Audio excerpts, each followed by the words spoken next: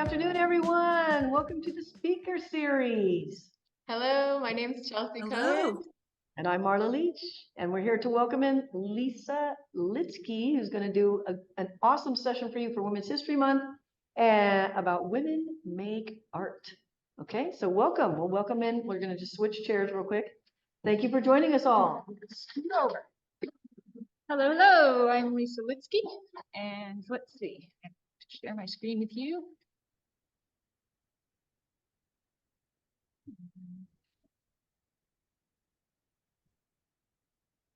Okay, into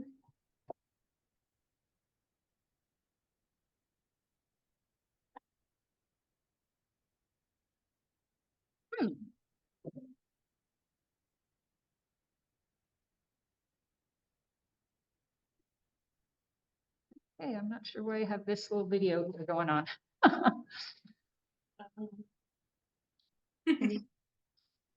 Yeah. I escaped and escape. Let's try just do Slideshow, present from beginning. There we go. Okay, so I activated some other kind of application for that, but here we are. Women in Art History, Women Make Art is the name of my presentation. And we are going, well, obviously women make art, right? Well, hopefully some of us have. But as it turns out, when you go to museums and look at the collection, you might not think like women are making art, because you will find, at least according to an analysis of 18 major US art museum collections, what you will see there is art by 87% male artists and 85% white artists. This is, can you turn the doorbell off? This is what we see when we head into the museum. And if you are like me and shape and size are kind of easier to grasp than, say, the numbers, this is what the proportions look like. White men, this large circle, followed by white women, the next largest group, and then Asian men, Latinx men, and this little dot, all other groups combined. So women of every other category other than white women are some portion of this tiny little group here. So this is what we see when we go into museums. So what I want to do is kind of supplement what we're used to being exposed to. Textbooks are not that different. They've gotten better in our generation, but you'll see those kinds of proportions and numbers in textbook too. So I'm starting with the medieval period, and with a little flash of a 10th century Spanish nun's manuscript illumination back here. I'm throwing in these little teasers because there's not much time to get through all of art history to modernism, and I'm hoping to get you interested to look and go back to some of these artists. So what I'm starting in the medieval period. This is when it becomes more common for artworks to be attributed to specific individuals and to be signed with artist names. So before that, art is being made, and we don't always know who is making it. So names start to be signed, like Gunborga, who was 11th century Viking Age Swedish rune master, signed her name, and that's how we know she exists. Pardon me, it's a very allergy-prone day with wind and sunshine. So when I say medieval period, that implies in Western art, because medieval is actually a Western art period that tracks events in Western art history in terms of when the art periods shift. It's not a universal term. So I just want to acknowledge here, I began this research to supplement the, pardon me, to supplement the canon when I was teaching a general Western art history sequence of classes. So it mostly tracks the Western timeline, this material. It could go further. Things were happening all over the world. And this is what I have to offer you so far. You've got in the background, Universal Man, which is an illumination from Hildegard von Bingen, who we're going to look at next. Okay, so the medieval period. And this in the background is one of Hildegard's manuscript illuminations. Hildegard von Bingen was a Benedictine abbess. She wrote books, music. She was a philosopher, a mystic, visionary, and amazing in all sorts of ways. So I first heard about her through her music when I was studying music. She is the best known and most recorded of medieval composers. There are more surviving chants by Hildegard than by any other composer from that entire period, and she's one of the few known composers to have written both music and lyrics. And then I discovered her artwork. So she wrote books about her visions, and she painted her own illuminations. All of this is really rare. So she was extraordinary, and she is pretty well documented. So I encourage you to go and look up her artwork. You will find a lot. So this is just one piece where she is. It's an illumination of her while she is receiving a vision. So she has kind of these flames coming over her head. And one of the things I love about medieval art is it's kind of wild. Medieval artists they're kind of intuitive and self-taught. There's not depth of space, things are kind of, bodies are a little strange. It's all a little odd, but then wild things can happen like this. So to visualize fire from heaven, it's almost like tentacles coming to touch her head, and she's writing down her visions. And this is from one of her books that she both wrote and illuminated. Unusual. Okay, so this is Hildegard von Bingen, The Universe. Okay, so from her vision. So it begins to look like symbolist art or like abstract art, which are, 800 to 850 years later is when that starts to actually happen as a style. But most medieval art is either it's representational or it is decorative, right? Borders and letters. Sorry, I got a good allergy dose of the pollen. This is, what is it? Well, you could say representational. It's the universe. It's the universe according to her vision that she had, and yet it's so wild. And I have one more close up just so we can look in here. So there's three-headed beings with things coming out of their heads. They're all breathing out. So on each side and here in the center, there's these three-headed beings, and imagine stars, but what here? Scales, a tongue. It's just I could just look at these forever. I try to get myself to just stop sometimes, yeah, and let the art speak for itself, because but hopefully you'll go back and look at some of her images. This is just one more of von Bingen, is a vision of angelic hierarchy. So this is one page. So this is how she, in her enraptured vision, saw the angelic hierarchy, with here at the middle, things that begin to look like the biblically described angels, multiple eyes, multiple limbs, not human form like others imagine them in art. Okay, hopefully that's enough of a taste of Hildegard that you will go back and devour everything she has done. So other illuminations from this period we can't attribute to specific artists. And this is because they're not signed. It's not a thing. The individual artist becoming famous is a thing that comes later in the Renaissance. But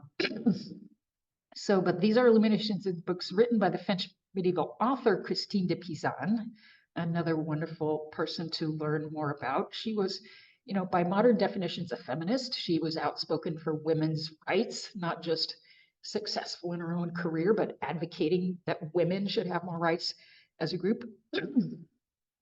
And the artist of the illuminations is unknown. She alludes to someone named Anastasia. We have like a little shred that, okay, it might have been this apocryphal person, not anything else is known about her. But here's Christine de Pizan lecturing to a group of men, also unusual in the period, and Christine de Pizan presenting her book of the Queen to Queen Isabeau Bavaria. This book has many, many more illuminations in it that I encourage you to look at as well. Okay, and so many more medieval artists. So I'm hoping that you will screenshot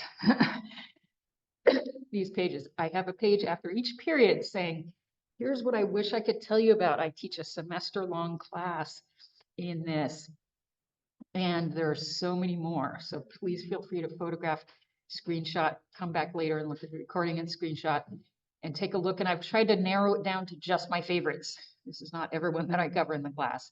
This is a little peek at Clarissa, who's a nun who put herself into the letter Q. She's swinging from the bottom of this circle and making the tail of the letter Q. So who said medieval nuns don't have fun? Okay, speeding right along in the Renaissance, things changed for artists. So the status of artists is elevated to beyond just laborers, craftspeople working in the guilds.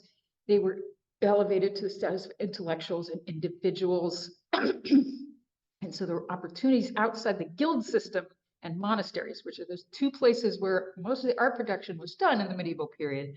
And women were engaged in art production in monasteries and in guilds. But now there were private patrons, and this is how the rise of the famous Renaissance artists that we know comes about. And these conditions didn't actually favor women rising with and becoming famous artists, because they didn't have that sort of moving in public life kind of access that men had to private patrons. So we see fewer for a while. But we do see Flautelanelli, who's a nun in 16th century Florence. Letting the art speak for itself. So she created large-scale devotional paintings, including a recently restored Last Supper. This Last Supper is 6 feet by 21 feet. So she was self-taught. She trained other nuns, and she established an all-nun artist workshop that helped support the convent financially. In other words, they were making the workshop, she and her nuns in the workshop were making these devotional paintings, and then they got so good and they got popular, and people were commissioning out to hang them in other churches and convents and monasteries elsewhere. So they started getting orders. And this is very unusual. So here's a close-up of that epic, enormous Last Supper. It's got everything going on that goes on in the Renaissance. There is now a depth of space. We can see figures in the front and behind. We can see the roundness of their shapes because of the use of dark and light, the chiaroscuro, accurate anatomy. People are, rendered more with expression and personal attributes, like they're more portrait-like, they're a little more human than medieval works, and the halos are getting slight and thin. Halos are on their way out. They're going to disappear by the Baroque. But now they're subtle, and they're rendered in perspective over their head, unlike medieval where they're kind of flat. You can see all of the dishes and the perspective here.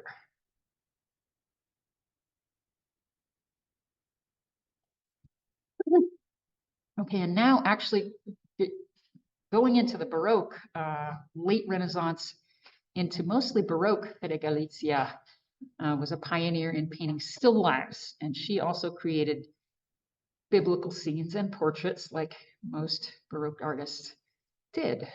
She was the daughter of a painter of miniatures and learned from him. And so this is something we see in women who break through in the arts in periods where women are not generally have access to being professional, is sometimes from their family. They are able to learn, access an arts education. So here's Fede and Judith with Head of Holofernes, a biblical story. She is a hero for murdering the enemy of her people. So here she is with his head, looking very placid and very nicely well dressed, not looking like someone who's just sawed the head off of someone with this knife, which is very clean. So it's all very, in a way, like an elegant portrait, while she holds this dead head of her enemy here. And so we see, you know, the Italian Baroque characteristics, this inky black, deep background that everything almost sinks into, that is very, very Baroque. That's what you're going to see in a lot of Baroque work. But the Northern Renaissance influence. So out of the Northern Renaissance, the really fine rendering of texture, you can see the curls of her hair having individual shine, the pearls having every part of every shadow. That kind of incredible, realistic, precise detail is a characteristic of Northern Renaissance, something that pre-Raphaelite artists were fascinated by. So here she is in the Italian Baroque, but incorporating that as well. The knife, you know, maybe this is like she's cleaned up and changed, you know, and washed the knife and posed for her portrait with the head afterward, rather than just coming right out of the chamber where she murders him. Lisa, can I ask a quick question? Yes, Marla. So I look at the color saturation is much different than before. Is it because they have different paints or just a stylistic difference? Oh yeah, okay, excellent question, Marla. So color saturation is so different. Let's look at the whole Galicia again. We are now painting in oil. Okay, so the Renaissance artwork that I showed you were manuscript illuminations. So they are like inks. Yeah, they are like water-based on inks on paper. So now we've got oil on canvas, which opens up the ability to glaze layers, right? You can put this whole deep black layer down, let it dry, glaze red over it with the black showing through, and then build up layers until you're adding the, you know, pinpoint of those highlights of the, you know, the gleam on the pearls, you know, as a tiny white dot on top, so that this is, you know, a layering process that can be done, and you can make the layers translucent with the oil medium. And so, yes, that kind of depth and richness, saturation of color is now coming through in a different way. And also the color is obviously still persisting, you know, they're a little more archival in the lasting of the color until we see them now. Yeah. Okay, and then, so again, Fede Galizia, Italian Baroque, but very influenced by the simultaneous Northern period going on, the Dutch Golden Age. She is painting still lifes, which is happening in a lot of Dutch Golden Age artists, but she's incorporating that also, so kind of pioneering as an Italian, as a Southern European in this style, and borrowing things, but again, that inky black background, right? Out of which things seem to emerge. This is very characteristic of the Southern Baroque. And things like a little insect in here, a little kind of curled leaf, sort of partly brown cherries, things, tiny imperfections there is also characteristic of Dutch Golden Age. They have a theme of like incorporating, here's the beautiful fruit of life, and at the same time, you know, part of it wilted, you know, and then there's a bug, you know, and it reminds you of a kind of impermanence. And so many more Renaissance and Mannerist artists. Screenshot these, please. These are my favorites. And just throw in a little teaser of Catharina van Hemissen. She was in the Northern Renaissance and was the first artist known to have painted a self-portrait as a painter at the easel, as a working artist. The first artist. So this is where we see this. Self-portraits and portraits are a thing that come about in the Renaissance. And so, but a self-portrait at the easel is something we see here, and we'll see again and again with different artists in our history. First male or female? Male or female, yes, exactly. Okay, and many more Baroque and Dutch Golden Age artists. They didn't go fully into this as much as I would love to. This is a beautiful, beautiful age in art history. A little teaser here is Maria Sibylla Marion, who was actually a Dutch scientist. She was a naturalist. She studied insects, and she discovered and documented insect metamorphosis. Okay, scientists did not know that caterpillars form a chrysalis and become butterflies. She observed that, illustrated it, published her work, and now we know, right? So she advanced science, but she did all her own artwork as well, which is just wild. And everybody here, don't miss Elisabetta Serrani and Luisa Roldan. Okay, these are, and Artemisia Gentileschi, all of these, okay, these are just, you know, have a field day on Google with these artists because I love them so much. And I hope you will too. Okay, speeding ahead for time. 51. Ooh. Okay, so we're doing well. All right. 18th and 19th century movements. So now we see Rococo and neoclassical art, mostly 18th century, but neoclassical definitely carries on into the 19th century. The background here is Angélique Manger, and we're starting to see, as you saw in previous works, real incredible precision with the human figure that we're not seeing before. Many artists in Rococo and neoclassical period, many women artists were doing portraits this time, okay? This is a time when there are art academies, which are mostly men, not 100%, but mostly men in the art academies. And men claim for themselves history painting, which is of the highest status, you know, paintings from history, but many women are able to become professional portrait painters. And in fact, you know, portrait painting for noble ladies, wealthy ladies, sometimes like to have, you know, patronize female women artists and hire them for their portraits. So this is Portrait of Princess Caroline of Liechtenstein. And so the Rococo is a very playful period. So here is Princess Caroline, you know, can you paint me flying, you know, or perhaps Lebrun, you know, shall I paint you flying? Why not? You know, we can do anything we want, okay? So here she is, and so the playfulness of it, and then of course the swooping curves of the scarf and the wind, all of this is very much in the light-hearted spirit of the Rococo. Mariah Cosway is another artist who did this, and Vigée Lebrun did as well. Just paint some noble ladies as characters from fiction. So, you know, here's your portrait. You know, you have a professional artist at work to do what you want. How about I fly? I'm flying and I'm the Fairy Queen. I'm Cynthia from The Fairy Queen by Edmund Spenser, which I just read because I am an educated lady, Mariah Cosway. Yes, let's do that. Or, you know, whose idea it was, I don't know, but I love the results. So there are many, many of these sort of fantastical portraits to enjoy. And in the neoclassical sculptural style, which went on well into the 19th century, because, well, you know, it's neoclassical is mostly an 18th century period, but in sculpture and architecture, it lasted a lot longer, whilst painters moved to other things in the 19th century and proliferated a bunch of styles.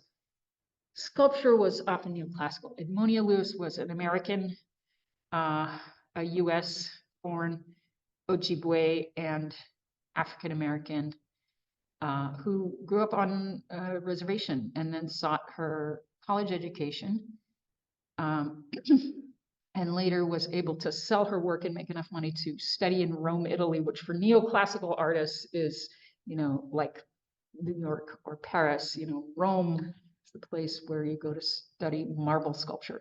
And she produces these very fine, idealized, beautiful marble sculptures in the style of you know, European neoclassical art with the subject matter of Indigenous and Black American people. And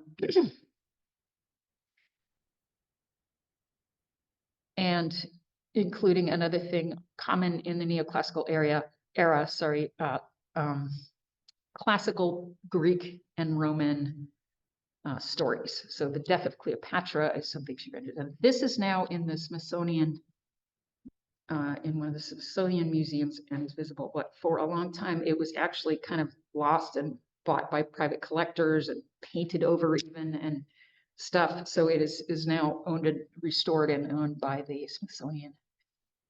So Rococo neoclassical artists, just a sample here.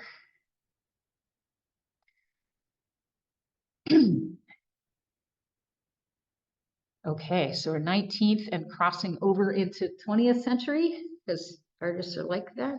Movements all kind of overlap, but they don't behave themselves.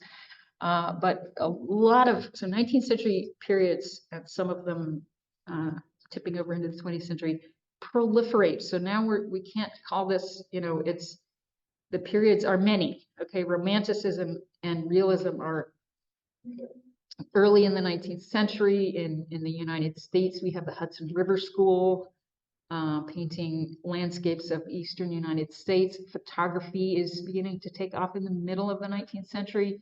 Impressionism, Post-Impressionism, Pre-Raphaelites, Art Nouveau. That's just the major ones. So I am going to focus down on early photography and Art Nouveau, but I will give you my artist lists from these other movements so that you can take a look for yourself. They're all kind of amazing. In the background here, show kind of an Ibergen plate with stag beetles, 1905. This is an Art Nouveau style. So this is a giant stag beetle. Imagine this on your plate. Okay, this is Art Nouveau, was really like nature was creeping in everywhere, right? So natural motifs, these branchy looking, thorny looking things, even in plates. It's totally wild.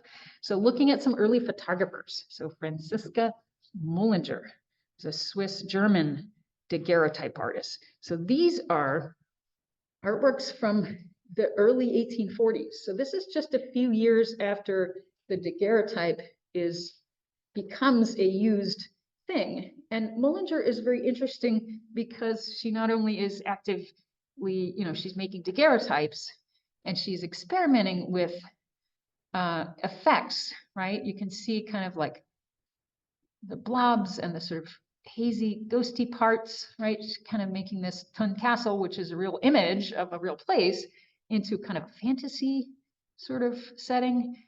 And then her process was to then take a daguerreotype as a different piece, different image.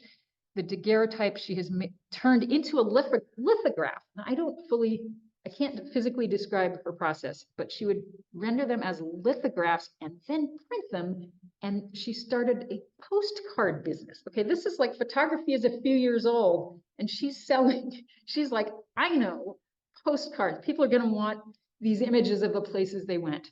And that's why she's kind of remarkable to me in early photography. Julia Margaret Cameron is a better known. I believe she was in my art history textbook when I was an undergrad, but deserves a word.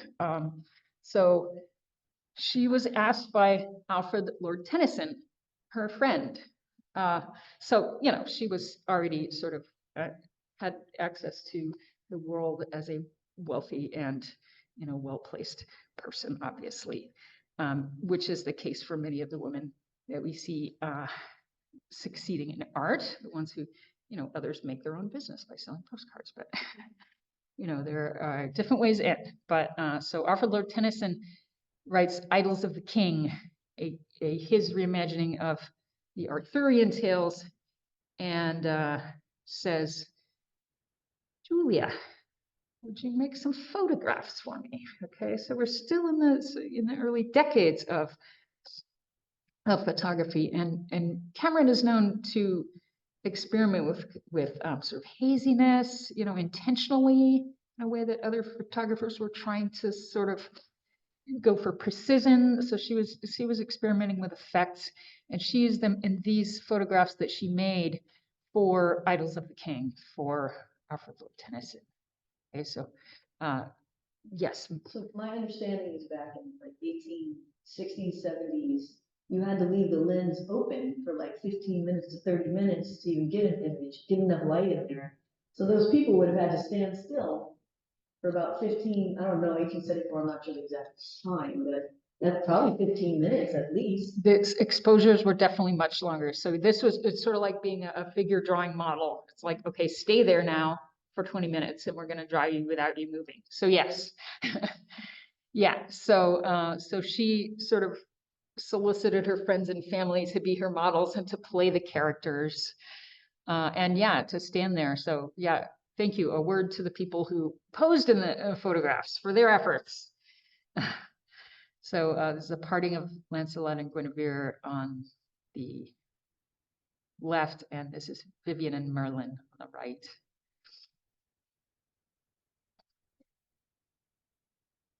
And just another Cameron, Hypatia. So Hypatia was a Hellenistic scholar and educator based in Alexandria in Egypt in the classical period.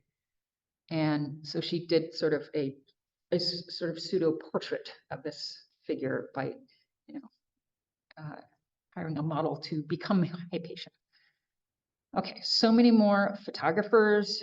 I haven't even touched on Romanticism, Realism, Hudson River School, which there are so many women in the Hudson River School that you have never heard of, doing gorgeous, gorgeous landscapes. If you like Hudson River School and early American landscapes, so many. And other early photographers, including British botanist, actually, Anna Atkins, but she was the first person to publish a book illustrated using a photographic process. Okay, so this is 1843. So a book, a scientific book. Okay? So we've got the Idylls of the King coming later, but she was interested in using cyanotypes to capture images of the plants and the kelp that she was studying. And also 19th century and into the 20th, Impressionists, Post-Impressionists, Pre-Raphaelites, Art Nouveau artists. And here's my curated selection of those that I love, including Elizabeth Eaton Burton, who I show her shell lamp design here, and Joanna van Eigenbergen. These are two, sorry, Ibergen, two designers in arts and crafts movement in America, which is influenced by Art Nouveau in Europe, that have the most fantastic designs of everyday things. I can't believe I didn't work in Suzanne Belladone, who's an incredible post-impressionist. Thought I did. Oh, I think I have one here. Okay, we made it to the 20th century. Okay, this is without a doubt, we've turned the century and are into 20th century modernism. By the way, in terms of modernism, these are all, once you hit impressionism, there's no arguing that you're in the modern era. They were all about modernism, but now we're in the early 20th century modernism. Really different things start to happen, and they're all very exciting, and they proliferate even more, the different styles and movements. This image in the background is Hilma af Klint, who is becoming more known now, just in the past 10 years or so. She was a very early abstract artist. We're now understanding that though in the art historical canon, the way I learned it, Kandinsky was the father of abstraction. And there have been exhibitions now that actually show it as kind of a web of people all over different parts of the world who are developing abstraction independently from each other and in association with each other, including Kandinsky. And Hilma af Klint was really early in abstraction, but she was not participating in the art world. She was not exhibiting. She didn't care about, I'm the first abstract artist. She was another mystic visionary, I am painting my visions as I see them artist, okay? And there's much to look at of her. I encourage you to check out Hilma af Klint. So Suzanne Belladone, I did work her in, yay. Post-impressionist art. Okay, so post-impressionism is getting loose and easy like impressionism did, but colors being patchy, being obviously like, yes, I'm a painter, applying paint. I'm not pretending to be illusionistic, but the styles sort of change quite a lot after Impressionism. You know, this cloisonné of the dark lines where you might not actually see them, you know, in real life, is a post-Impressionist style. But I just love Suzanne Belladone in the Blue Room being like, this woman, you know, I look at this painting when I think, I'd like to just be completely at ease, just being myself, and to heck with the world, you know. I love my body, I love my comfy bed and my books, and I'm gonna have a smoke. You know, it's just like, it's really like not, this is not a male gaze, you know, this is like a, you know, yeah, just being a human. I love it. And then Expressionism is another, you know, turn of the century style into the early 20th century. And, you know, here, talk about color saturation. Yes, we're still painting in oil on canvas. Color saturation, one thing that happened post-Impressionism is artists start to use expressive color, which is to say they go a little wild with color and say color doesn't have to make you, color doesn't have to be representational and show what I see in front of me. Color can be expressive and change the mood of a painting as I see fit. So the moon has never been this green. And the earth has, you know, the redness of just a typical landscape here, the pinkness in the snow, all of it just heightens this kind of eerie mood that von Verefken is able to conjure in a lot of her works. And you know, overly saturated color, more so than it would be in real life. And then the, you know, extreme value conscious of the dark, dark shadows of the trees on the side. We're looking at the shadow side, right? The moon is lighting up the snow into this pink. And the way, okay, I could just go on about just this painting, but also Marianne von Verefken all day. But I hope, you know, this kind of haunting scene and the lone figure walking here, which will give you a sense of what you'll see in Marianne von Verefken will help inspire you to look further. Another expressionist, Gabriel Munter. So these two know each other. They're associated with Blauer-Reiter group, Kandinsky and all. And their work, I didn't see their work until I went and dug it up when I was teaching myself. And I was like, this can't really all be men. There must be some women. And I looked and I thought, not only are there, but wow, wow. So 1908, since it's over, Staffelsee. Expressive color, right? I mean, yes, sunsets are pretty intense. But you know, she's gone over the top. So what you see in Expressionism happening is not only that overly saturated expressive color, but also simplifying the shapes, you know, into these sort of blocks. You know, there's this sort of thick red outline around the clouds here. You know, so it's almost like a red cloud and a thick red outline, so that they're kind of like the outlines are emphasized and the surface is flattened. She's not really doing all the little details of cloud like you might see in a realistic painting of a sky or sunset. And so many more early 20th century post-impressionists, expressionists, cubists, early abstract, and other artists of this period to enjoy.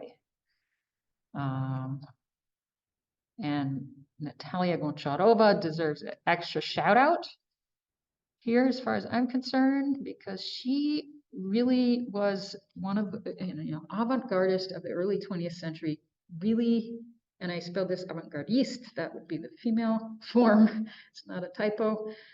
She's from Russia. She's experimenting with all sorts of styles across the board during this time. You can see in her work. It's just one example.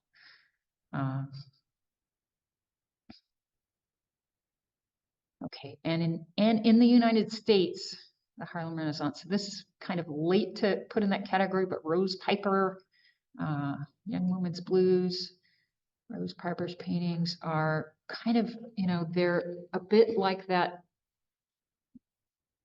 early 20th century avant-gardist experimenting with different styles kind of thing. You can really see the influence of, surrealists and of expressionists in her work.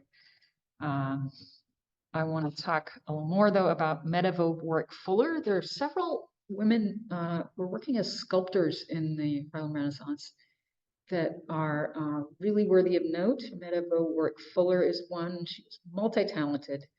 She wrote poetry, painted, sculpted, and was most noted for her sculpture. So she had achieved a reputation in Paris before returning to the United States. Remember Edmonia Lewis. Edmonia Lewis is credited with being the first African-American woman to achieve international reputation through her studies in Rome. And in her footsteps, Medeva Warwick Fuller. This is a bronze piece. She worked primarily in bronze. So 1939, bronze, The Talking Skull. So it's based on a folk story from Cameroon, and in keeping with a lot of the, the sort of Afro-celebratory themes of the Harlem Renaissance. And many, many more. Florentine Perot Collins, actually a photographer of life in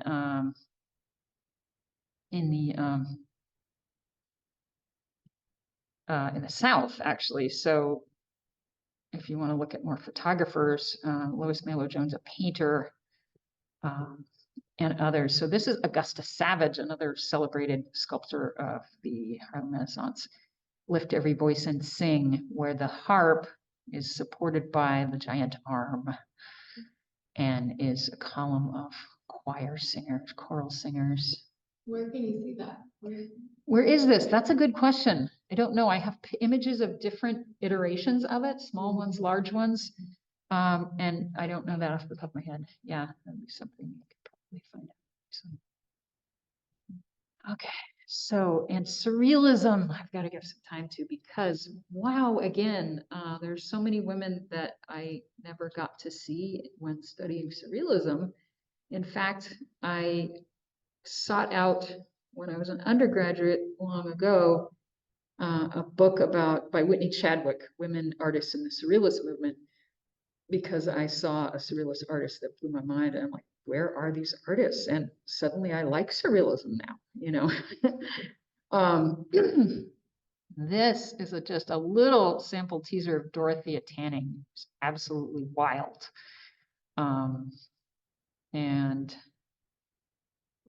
you can see it on the screen with the, I don't know, it's a little window in the way, but these children are sort of tearing the wall open. This is called Children's Games. Look at the whole thing. She is like frightening, disturbing, and utterly wild. Remedios Varo is who I want to really shine my spotlight on. Spanish-born, practicing in Mexico, and described by the National Museum of Women in the Arts as a well-studied alchemist, seeker, and naturalist. However dreamlike her imagery may appear, it is in fact reality observed more clearly. Varo painted deep, intuitive, and multi-sensory pictures reflecting an interconnected universe. I fell in love with Varo and thought, she's surrealist, but magic realism is more what comes to mind. The Latin American literary tradition, magic realism. Her works are more magic realism, but kind of science and alchemy blended in. And I was just recently able to see her small show of her work, 20 paintings, which is the biggest show of her that I've been able to see in person, at the Art Institute of Chicago. They have a book on her now. It's called Science Fictions. Okay, so just to give you a teasing sample of Remedios Varo, embroidering the Earth's mantle. So this is a large piece, dimensions here, but what's going on? So stirring a kind of cauldron that it's unclear how it even stands up, but it definitely stands at the center of this tower, stirred by a figure. Figures are often kind of androgynous, and that figure reads a book, or holds a book anyway. Music being played back here, that's an important part of this process. There's got to be music to make this boil and send its little threads, and all of the folks here are weaving. And out of the slot in the wall goes the fabric. Fabric goes down and becomes the landscape and the surface of the earth. So needless to say, this blew my mind. I couldn't sleep after I saw a slideshow of her, and I thought, what can art do? That. So we'll closer up.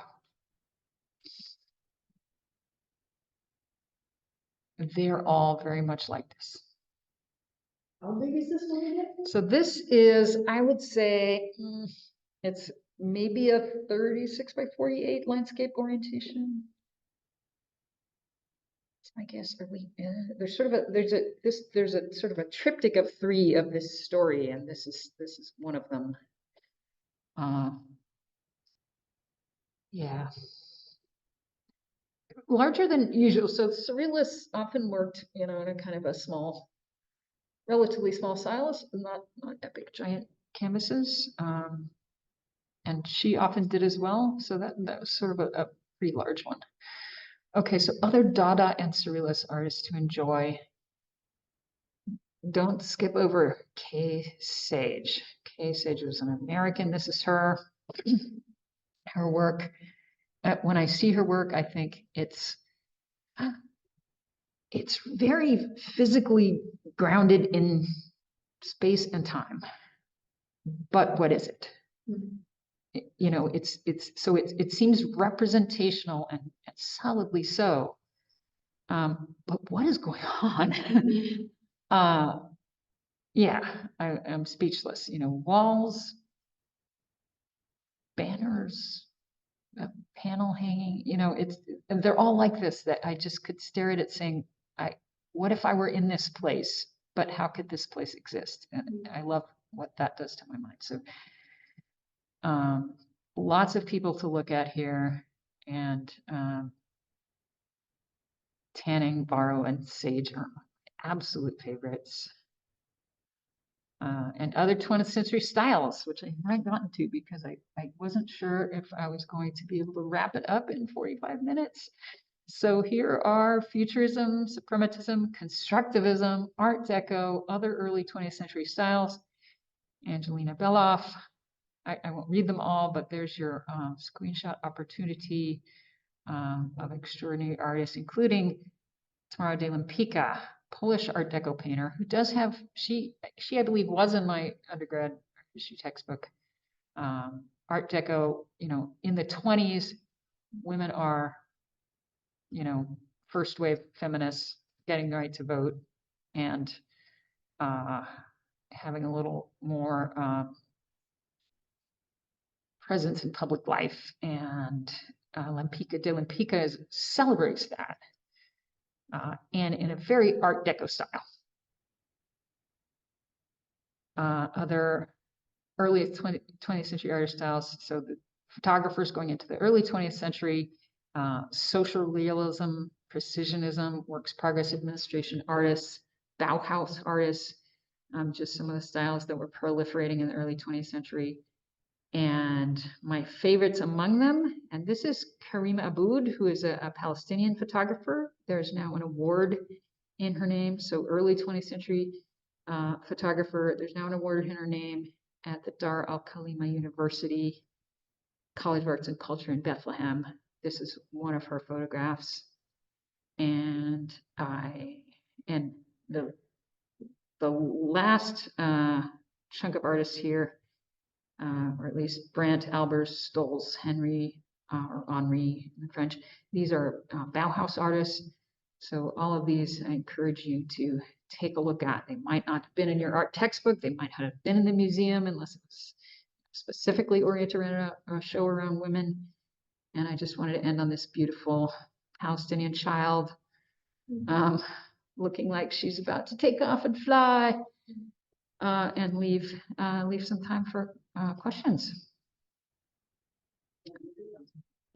Yeah. Thank you. I am good. Yeah, so we have about 10 minutes left for questions. I think that the mid and late 20th century is going to have to be its own whole talk.